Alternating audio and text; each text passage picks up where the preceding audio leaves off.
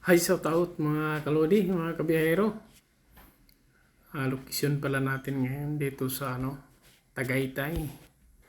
Dito to pababa ng Sungay. Pababa ng Talisay. Yung mga blind curve dyan. Parang bituka ng manok. Yan ito, pababa na ako mga kalodi. Samahan nyo ako sa pagmasdan ninyo ang view ng Tagaytay. Yan mga kalodi, overlooking doon sa Laguna Lake, Taal Lake. Yan mga kalodi, habang pababa tanaw yung Taal Lake. Yan makikita mga kalodi. Yan palusong na ako sa yung mga blind curve dyan. Yan liliko na naman ako dyan mga kalodi. Napagka-delikadong daan. Yan mga kalodi, tanaw na tanaw yung baba pagka may yung mga walang puno. Kitang kita yung tubig dun sa dagat. Yan palusong na ko yan mga kalodi. Pala to mga kalodi, galing ako kaya napadaan dito. Galing ako ng Cavite. Dito na ako medyo shortcut na to pa uwi sa amin.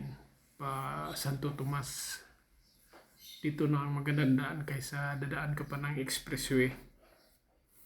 Ito saglitan lang, hindi naman masyado matraffic. Huwag lang may aksidente dito sa may bituka ng manok dito sa may sungay. Kasi pag may aksidente yan ang mahirap. Yan yung tubig doon sa baba. Kitang kita. Yan mga kalodi.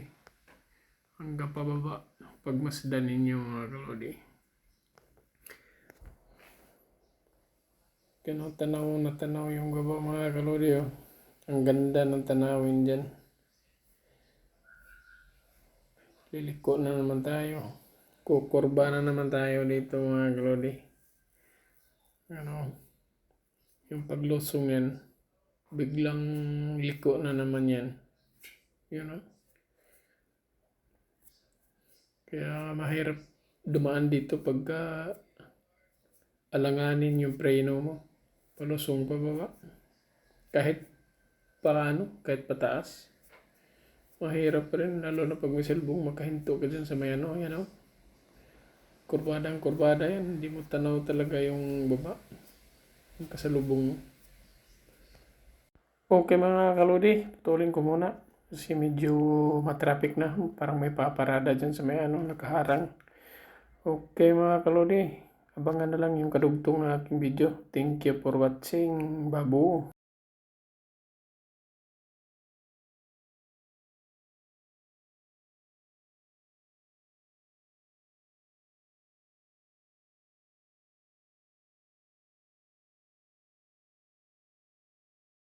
Okay mga kalodi, putulin ko muna ang aking video. Medyo mahaba na. Thank you for watching. Abangan na lang yung